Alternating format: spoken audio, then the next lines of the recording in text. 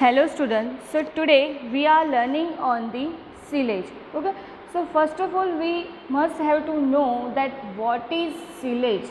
Okay, so silage is defined as a material produced by controlled fermentation of crops under anaerobic condition. Okay, the process of preserving feed in the form of silage is called as ensiling. Okay, the green fodder harvested at proper stage is stored, packed and compressed in silo. Silo is one kind of vessel and it is then tightly covered to prevent the contact with fresh air. The structure in which silage is being prepared is called as silo. It is generally airtight, semi-airtight structure. Okay. In India, at most of the farms, pit silos are more popular than other types. Okay. Now silage preparation. If you are preparing silage, તો તમારે કયા કયા points consider કરવા પડે કે કઈ કઈ રીતની આખી પ્રોસેસ થાય છે, કઈ રીતે સિલેજ પ્રિપેર થાય છે એ આપણે જોઈએ. તો કે the crops at the time of ensiling should have about 30 to 35% DM. કે તમારે ક્રોપ જે સિલેક્ટ કરો છો ને એમાં કન્ટેન્ટ હોવું જોઈએ and should have a sufficient soluble sugars.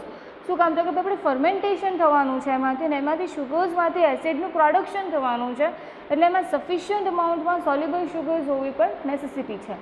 Okay, crops of high moisture should be ensiled with the addition of preservatives and additives.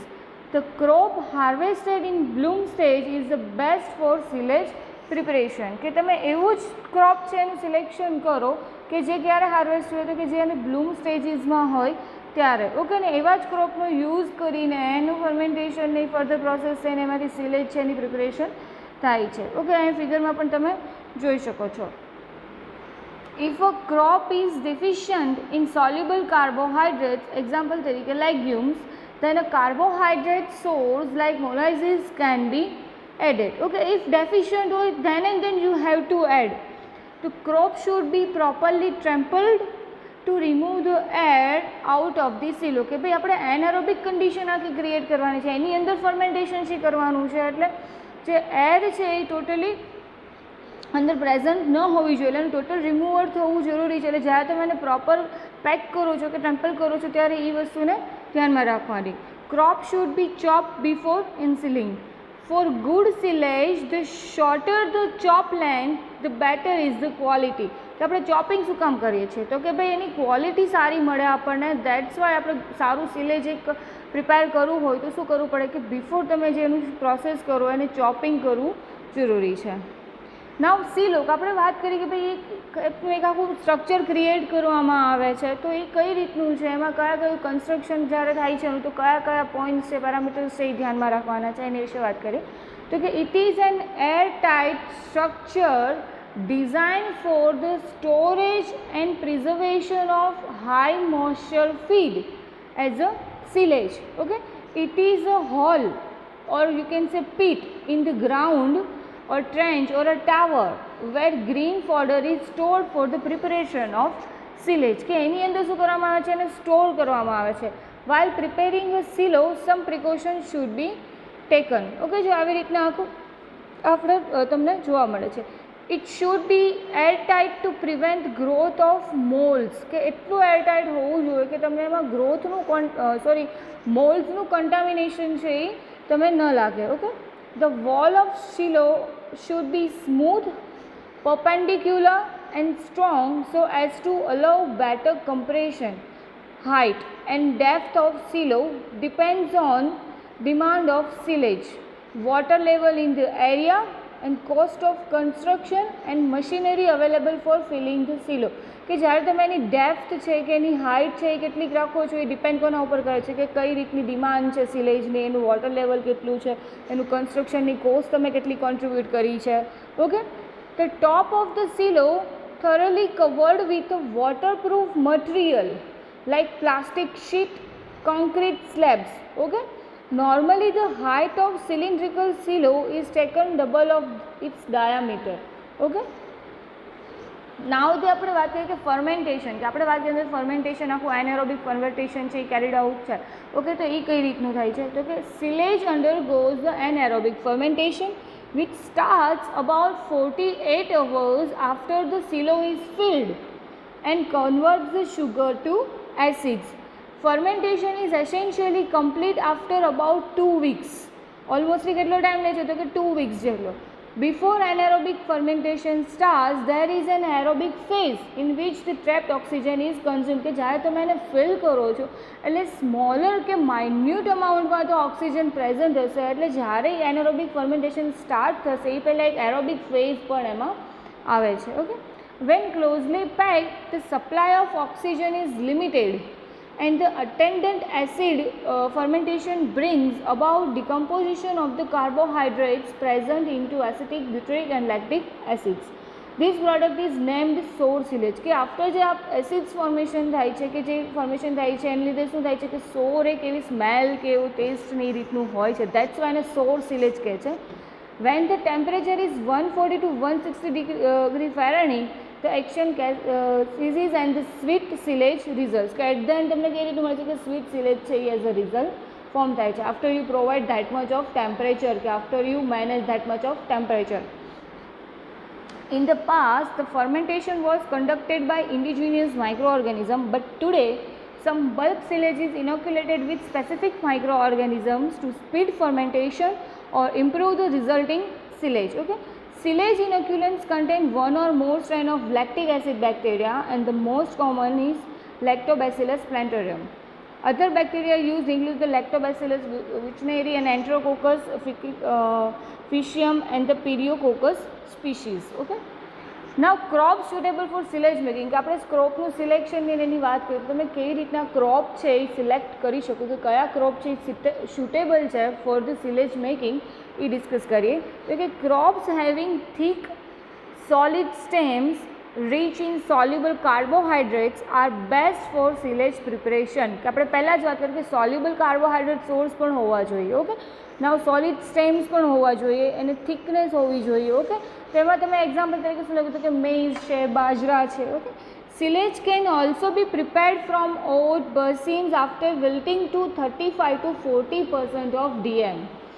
Okay, જો અહીંયા તમે ફિગરમાં જોઈ શકો છો એમ કે આપણે જે વાત કરીએ કે બાજરા છે, મેઇઝ છે, એવી રીતના તમે ક્રોપ છે એનું સિલેક્શન કરી શકો છો. Okay, now the method of silage preparation, કે પ્રોપર સ્ટેપ્સ આપણે ડિસ્કસ કરીએ કે કઈ રીતનું કે સિલેજ છે એની પ્રિપરેશન થાય છે. વન બાય વન સ્ટેપ્સ આપણે જોઈએ. તો કે first step for silage making is preparation of silo pit at desire location or levelling the pit. કે ભાઈ તમારે જે લોકેશન ઉપર કરવાનું છે એની ઉપર તમે શું કરો છો તો કે સિલો પીટ છે એ પ્રિપેર કરો છો, બરાબર. એનું જે લેવલિંગ તમારે મેન્ટેન કરવાનું છે પીટનું ને એનું એ તમે મેન્ટેન કરો છો, આખું એ પ્રિપરેશન પહેલાં કરો છો. Then the crop suitable for silage making is first cut in to the small pieces. જેમ આપણે વાત કરીએ કે પહેલાં એને સ્મોલ પીસીસમાં એને કટ કરવામાં આવે છે of about 2 to 4 centimeter length and wilted up to 35% DM. Okay, now silage additives like molasses can be added to provide soluble carbohydrates for efficient bacterial fermentation. Okay, આપણે શું એડ કરશું પછી દેન મોલાઇઝીસ. આપણે જેમ વાત કરીએ કે ઇફ નેસેસિટી હશે તો આપણે શું કરશું, મોલાઇઝીસ છે એ એડિટિવ તરીકે એડ કરશું. Okay, now to improve palatability and nitrogen content salt or urea can be added respectively. કે ફર્ધર તમે શું એડિશન કરશો તો કે સોલ્ટ એન્ડ યુરિયા. અને શું કામ તો કે ભાઈ નાઇટ્રોજન કન્ટેન્ટ છે એ સરખું ઇમ્પ્રૂવ કરવા માટે કે પ્રોવાઈડ કરવા માટે. Okay, the wall material is thoroughly mixed and then filled tightly in the silo. Okay, now silo should be filled rapidly and should not be left open. કે આ બધું જ્યારે એડિશન થઈ જાય તમારે એને ઇન્સ્ટન્ટલી અને ટાઇટલી મિક્સ કરીને પેક કરવાનું રહેશે. શું કામ તો કે એને વધારે વાર ઓપન રાખશો જો ઓક્સિજન કન્ટેન્ટની આપણે જે નેસેસિટી નથી એ એમાં હિન્ડરન્સ ક્રિએટ કરે. It should be sealed as soon as possible and pressed so that no air pockets is left in the silo, otherwise chances of mold formation leads to spoilage. After filling, silo should be covered with polythene sheet followed by that of a layer of soil or mud to make it airtight. Okay, પહેલાં શું કહ્યું કે polythene દેન soil ઓર મડનું એક layer છે કરો જેથી air tight છે એ આખું પ્રિપેર થઈ જાય. રિમૂવલ ઓફ સિલેજ કેન બી, હવે એને ફર્મેન્ટેશનનો ટાઈમ મળશે અપ્રોક્સ 2 વીક્સ આપણે કીધું એમ. પછી તો કે જ્યારે એનું રિમૂવલ કરો છો તો કયા પોઈન્ટ્સ તમારે કન્સિડર કરવાના છે.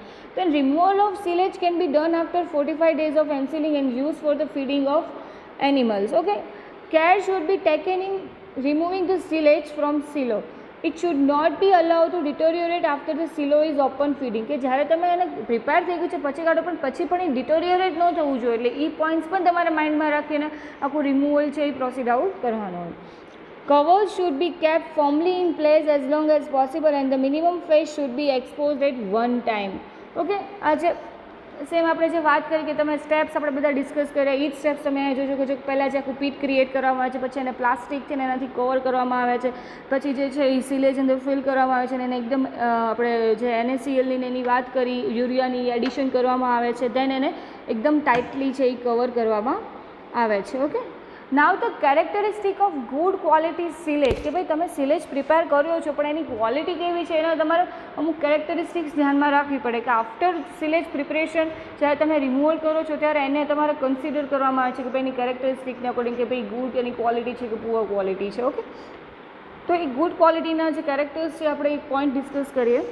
The silage quality is determined mainly by the odour, physical state, pH, ammoniacal nitrogen, volatile acids અને લેક્ટિક એસિડ્સ. આ બધા કન્ટેન્ટની અકોર્ડિંગ તમે એની ક્વોલિટી છે એ ડિટરમાઇન કરી શકો છો. For desirable fermentation the forage should be rich in water soluble sugar more than 5% of dry matter basis. Okay, it should have a colour like green, yellow or golden brown. Smell કેવી તો કે pleasant or vinegar type. Texture તો કે firm. pH કેટલી હોય છે આપણે તો 3.5 to 4.2. Lactic acid 5 to 15%. Butyric acid no હોવું જોઈએ, અથવા તો ટ્રેસ હોવું જોઈએ, લેસ દેન 0.2.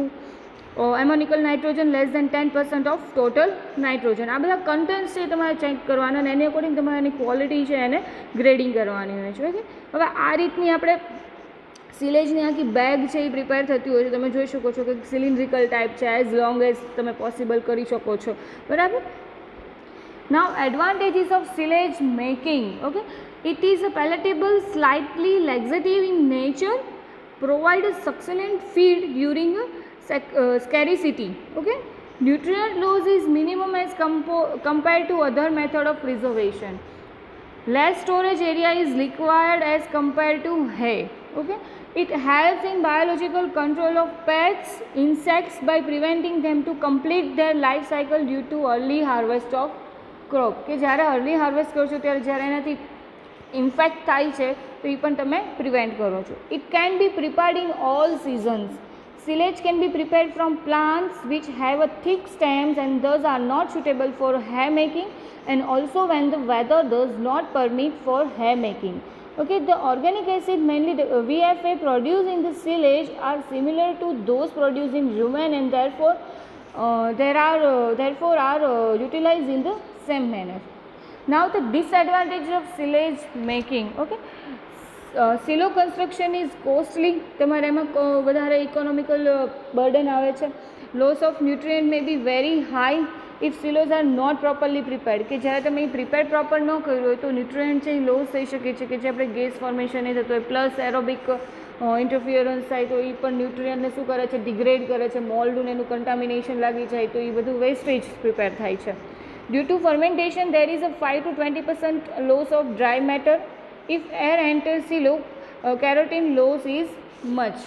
Okay, so આ બધી આપણે ટોટલ વાત કરી સિલેજની, સિલેજ પ્રિપરેશન, એનું ક્રોપનું સિલેક્શન, દેન એમાં ગુડ ક્વોલિટી કેરેક્ટરિસ્ટિક આપણે ડિટેલમાં કરી, એડવાન્ટેજીસ ડિસએડવાન્ટેજીસ છે એ સિલેજ મેકિંગના આપણે આજના લેક્ચરમાં ડિસ્કસ કર્યા છે. So that is all about the સિલેજ.